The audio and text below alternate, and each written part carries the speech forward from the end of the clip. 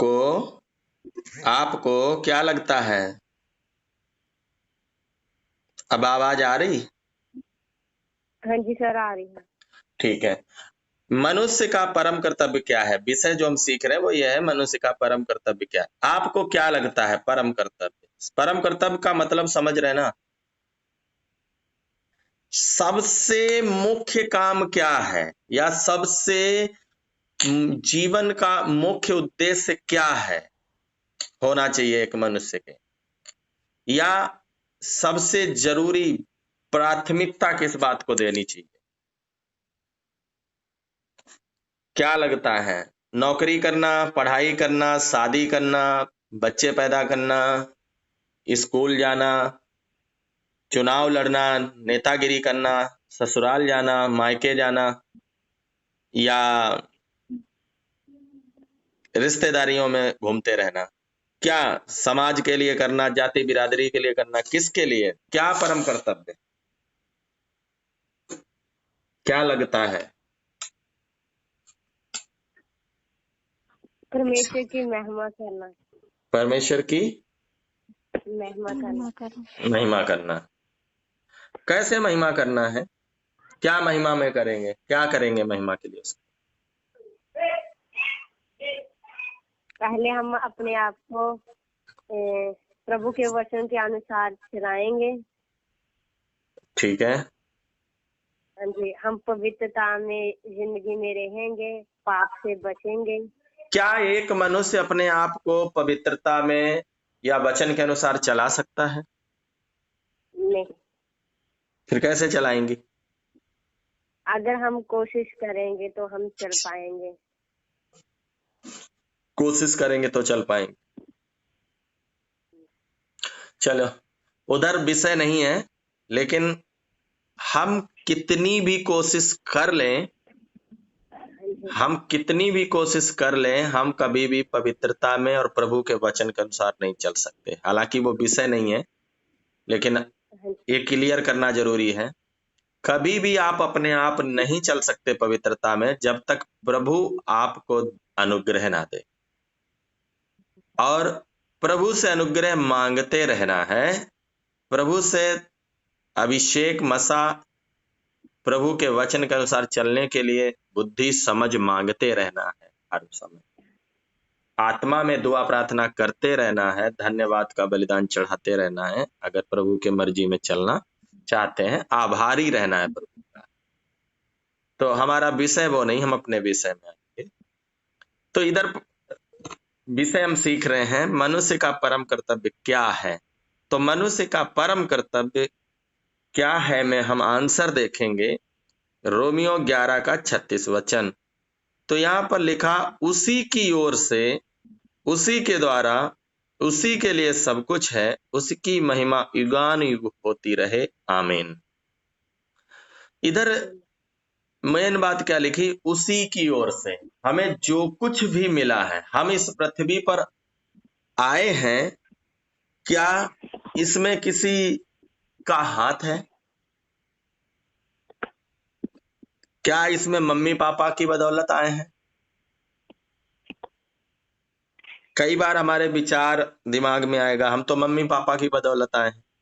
Mummy papa को भी किसने बनाया है? परमेश्वर ने बनाया। अगर मम्मी पापा को ही नहीं बनाता परमेश्वर, अगर बीज ही ना होता तो फल कहां से आ जाना था?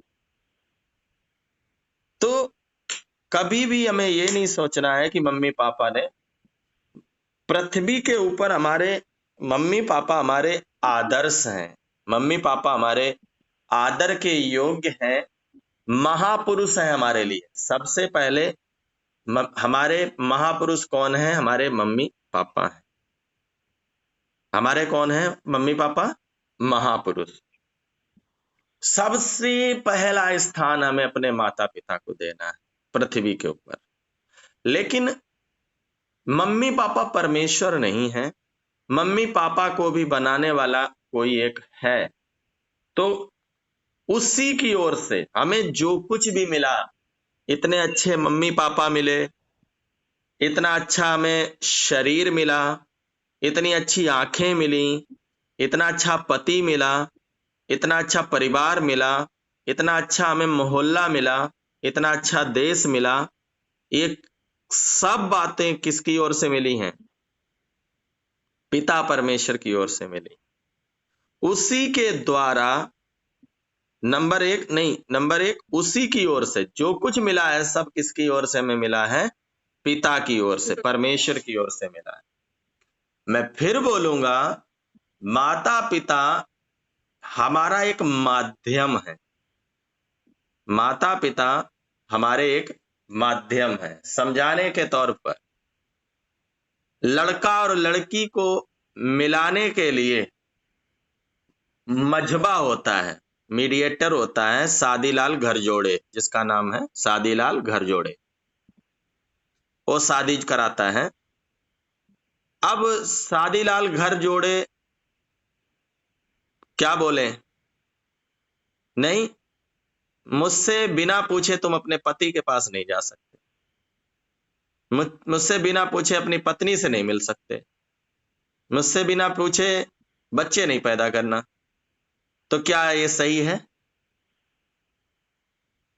ये गलत है। हाँ? गलत है।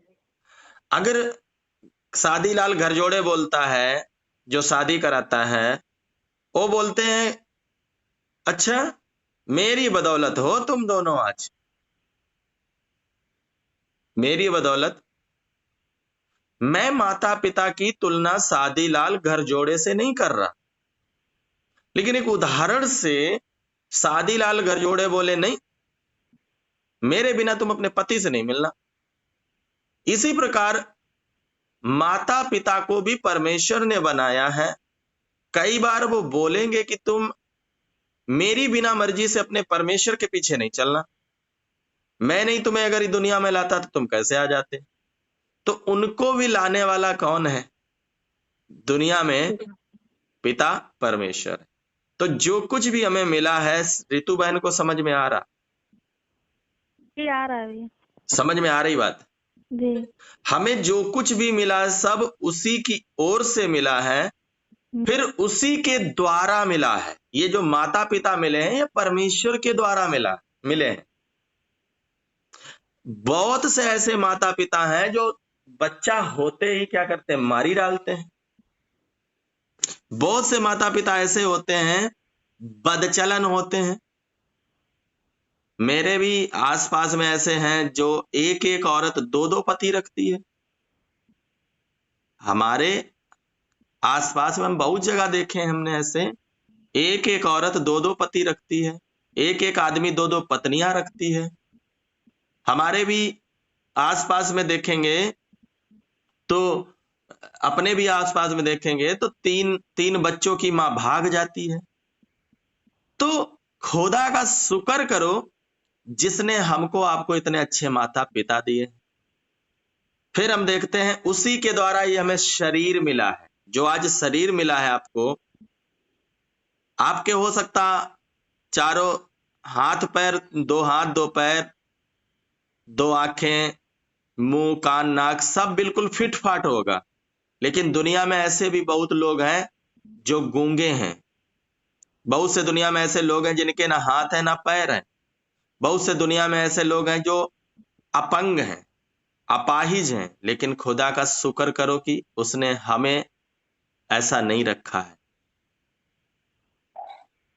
तो जो कुछ हमें, फिर पढ़ाई लिखाई भी आपकी अच्छी हुई, जो भी जैसा भी हालात हैं वैसे हालात खुदा की ओर से जो मिला है हमें, कितना सब कुछ अच्छा मिला। और ये सब चीजें जो मिली हैं दुनिया में, जो कुछ भी मिला है, माता हो, पिता हो, भाई हो, खेत हो, मकान हो, ये सब उसी के लिए सब कुछ है, लिखा है, और उसी के लिए सब कुछ है। क्या हम कुछ लाए थे और क्या हम कुछ लेकर जाएंगे? इस जगत में हम कुछ लाए थे या कुछ लेकर जाएंगे? नहीं लेकर, ना ही लेकर आए ना ही लेकर जाएंगे। तो अब बताओ, जब हम कुछ लाए नहीं, जब कुछ हम ले नहीं जाएंगे, जब यहीं पर जीना, यहीं रह जाना है सब कुछ, चाहे माता हो पिता हो सबको मरना है, तो बताओ घमंड किस बात का करना? किस बात का? कितने भी आप पढ़े हो, कितने भी बड़े धनी हो, कितने भी बड़े प्रधानमंत्री हो, सब बातों में अगर देखा जाए तो हमें परमेश्वर ने चारों तरफ से देखें तो हम जो कुछ भी हैं सब किसकी बदौलत है? पिता परमेश्वर की बदौलत है। माता पिता भी दिए हैं, माहौल दिया है, सारी चीजें इंतजाम करके दिया है, सब कुछ उसी की ओर से है, तो फिर उसकी महिमा होती रहे। तो फिर इस जिंदगी से किसकी महिमा होनी चाहिए? अब इस जीवन से किसकी महिमा होनी चाहिए? परमेश्वर जी की। परमेश्वर पिता की, परमेश्वर। है ना? पिता हम्म। परमेश्वर की, हम्म। है ना? लेकिन आज इंसान क्या परमेश्वर की महिमा करता है? क्या बोलता है? मैंने कमाया है, मैंने अपनी बदौलत बनाया है, मैंने ये किया है, मैंने वो किया है, मैं नहीं करता, मैं दिन भर बोलता है मैंने मेहनत ना की होती, तू मेहनत कर ही नहीं सकता था, ये खुदा ने तुझको बख्शा है, ऐसी बुद्धि समझ बख्शी है। परमेश्वर ने तुझे ऐसे हालात बख्शे हैं, वरना एक वो भी बच्चा है जो नाली के किनारे पड़ा रहता है, और एक वो भी बच्चा है जो महलों में पड़ा है, महलों के बिस्तरों में है। अब महल के बिस्तर वाला बोले नहीं मैंने कुछ किया है, तो तूने क्या किया है? ये तो खुदा की दया है, रहम है कि तुझको ऐसे जगह भेजा उसने। तो नाली के किनारे पड़ा हुआ व्यक्ति वो भी ये ना सोचे कि मुझे ऐसी जगह क्यों रखा है खुदा ने, उसके लिए भी बहुत बड़ा एक वो भी महिमा कर सकता है। क्या? देख, वो लोग जो महलों में पड़े हैं वो नहीं सृजनहार की बात मानते, लेकिन मैं नाली के किनारे भी पड़ा होकर भी मैं अपने सृजनहार की बात मानूं, मैं अपने सृजनहार के पीछे चलूंगा। वो नहीं चलते ना चलें, लेकिन न्याय वाले दिन उनको खुद समझ में आएगा। तो आवाज बहुत ज्यादा आ रही है आप लोगों की तरफ से। तो जो कुछ भी हमें मिला है सब किसकी ओर से मिला? परमेश्वर की ओर से मिला। अब जब परमेश्वर की ओर से मिला है तो हमारे जीवन से सब कुछ, सारी बातों में देखा जाए तो किसकी महिमा होनी चाहिए? प्रभु की महिमा होनी चाहिए। किसकी महिमा होनी चाहिए? प्रभु जी की। लेकिन दुनिया में प्रभु परमेश्वर को तो लोग जानते नहीं है, ना जानने के कारण वो अपनी मनमानी में जैसा उनका मन करता वैसे चलते हैं।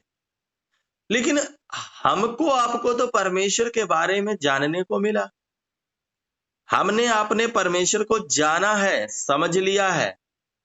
उस परमेश्वर ने इतनी बड़ी दया किया कि हम खोए हुए थे इस संसार में, आज इंसान खोया हुआ है, धन में, संपत्ति में, प्रॉपर्टी में, नेतागिरी में, रिश्तेदारी में, पत्नी में, पति में, पैसा में, गुलाबी गुलाबी नोट गांधी जी रखने में खोया हुआ है इंसान। लेकिन हम देखते इनका सबका अंत क्या है? एक प्रधानमंत्री वो भी मर रहा है और एक गरीब वो भी मर रहा है। दोनों की दशा तो एक ही है। एक बहुत बड़ा धनी भी मर रहा है और एक बड़ा गरीब भी मर रहा है, और दोनों की जगह एक ही जा रही, दोनों एक ही जगह जा रहे हैं। लेकिन हमने अपने परमेश्वर को नहीं ढूंढा, लेकिन उसने हमें ढूंढ लिया। तो बताओ और कितना ज्यादा हमारे जीवन से उसकी महिमा करना चाहिए? नहीं समझ में आ रहा? आ रहा है। हम ज्यादा ही करनी चाहिए, आ, ज्यादा ही करनी चाहिए। है ना? तो हमने आपने नहीं ढूंढा परमेश्वर को, यूहन्ना 6:44 में क्या लिखा है, पढ़ना बहन। यूहन्ना 6:44। यूहन्ना 6 का यूहन्ना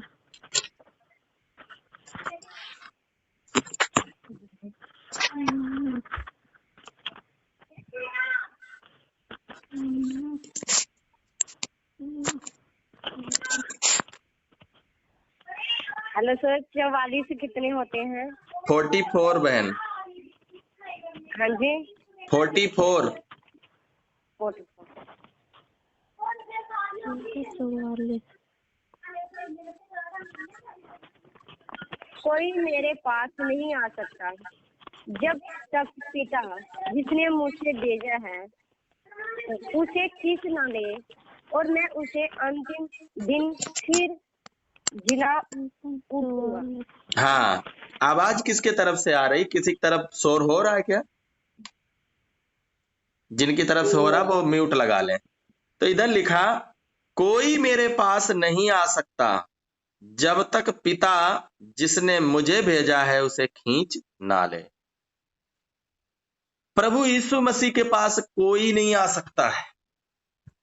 हमारे आपके बस का नहीं था।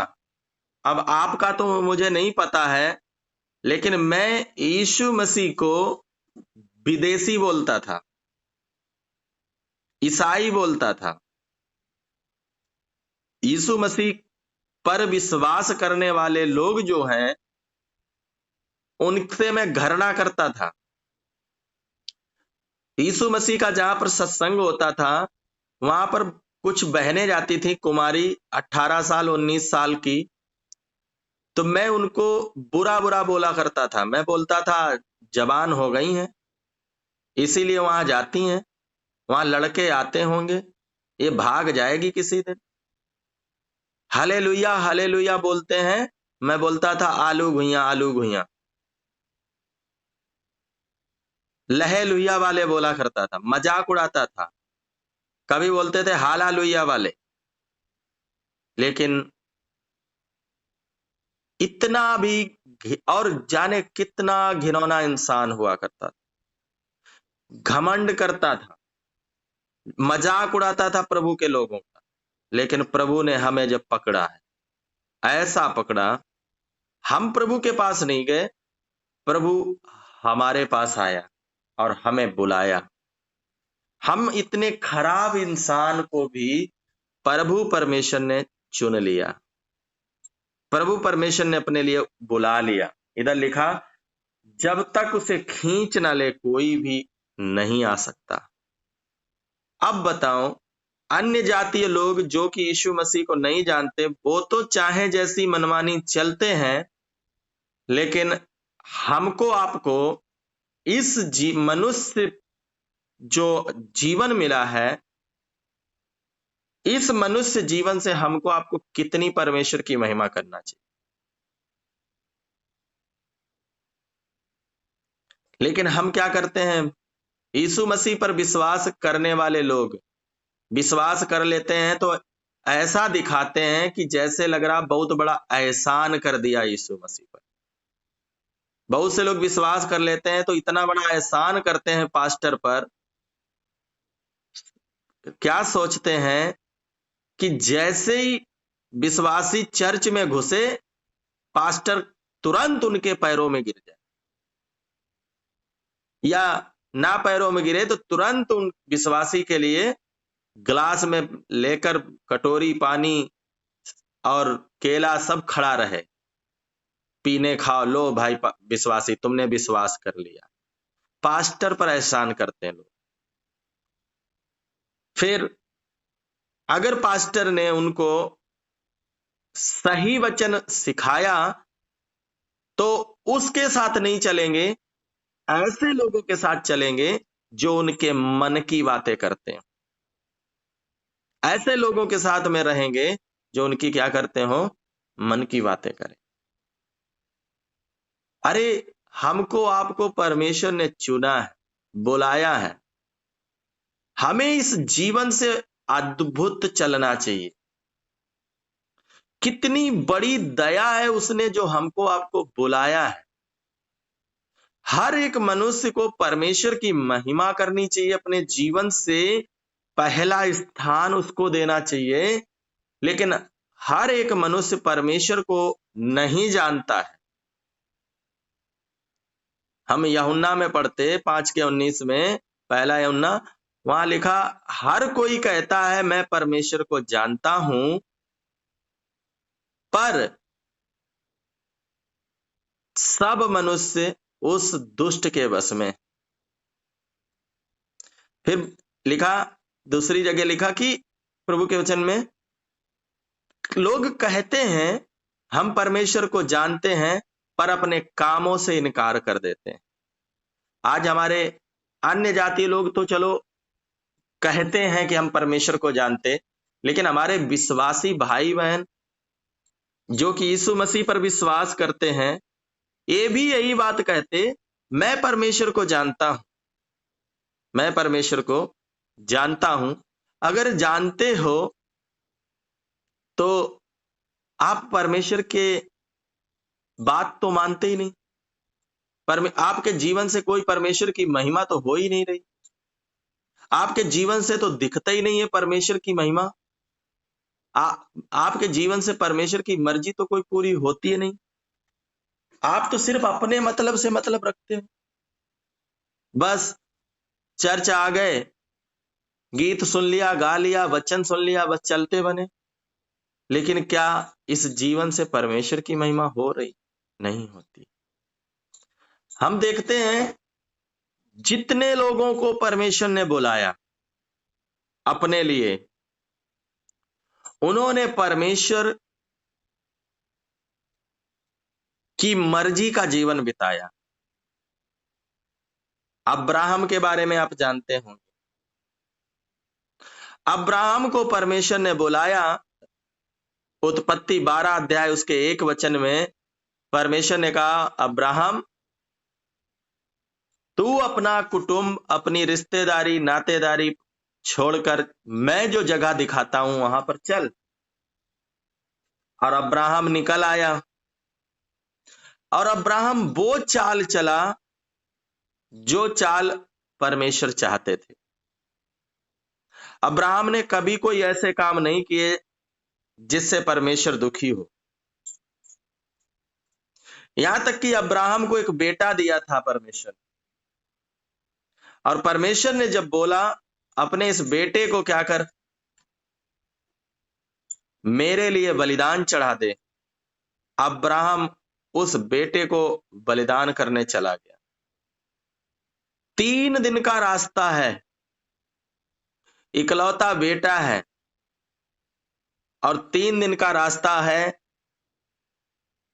घर से लेकर जहां पर बलिदान करना है उस पर्वत तक पहुंचने के लिए, उस पहाड़ पर पहुंचने के लिए 3 दिन का टाइम दिया है परमेश्वर।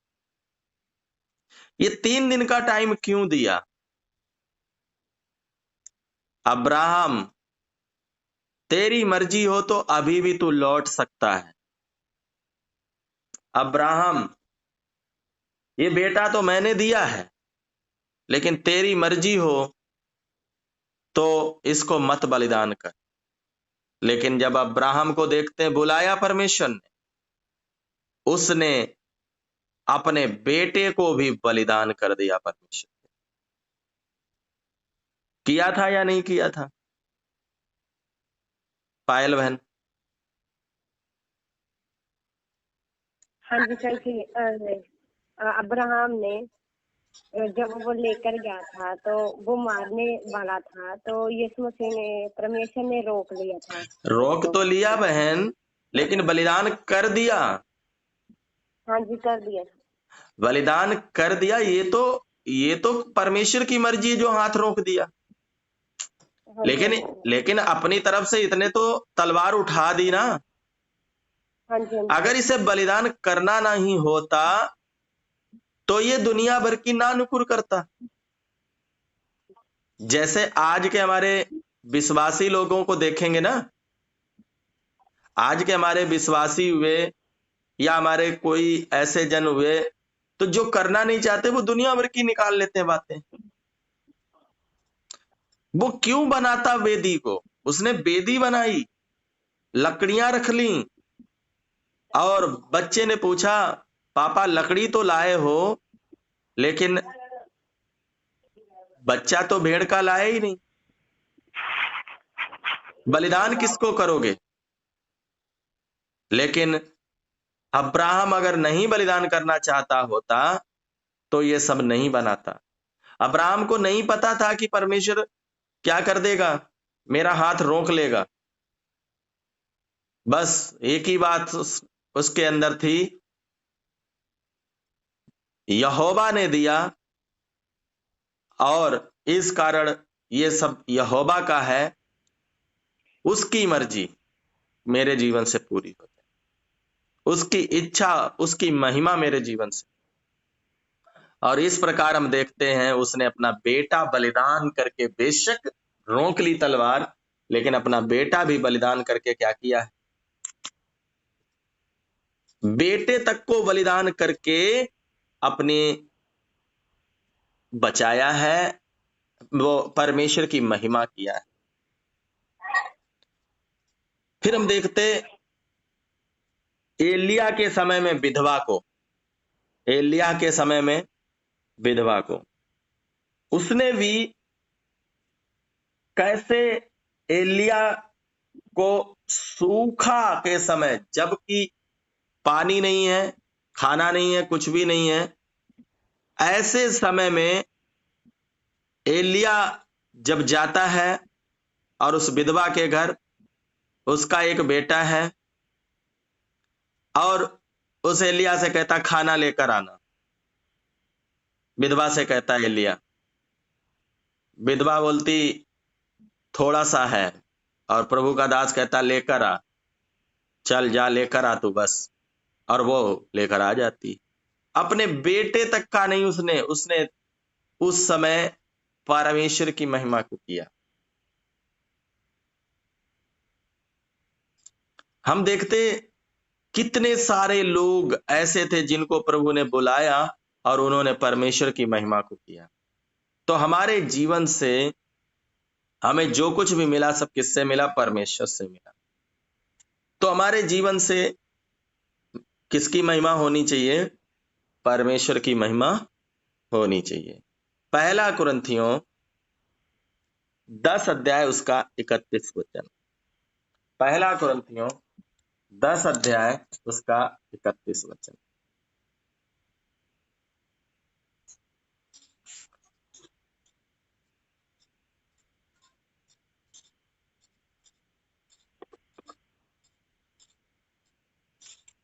इसलिए तुम चाहे खाओ, चाहे पियो, चाहे जो कुछ करो, सब कुछ परमेश्वर की महिमा के लिए करो। हाँ, चाहे खाओ, चाहे पियो, सब कुछ परमेश्वर की महिमा के लिए करो। फिर जो कुछ भी करो सब क्या करो? परमेश्वर की महिमा के लिए करो। समझ में आया?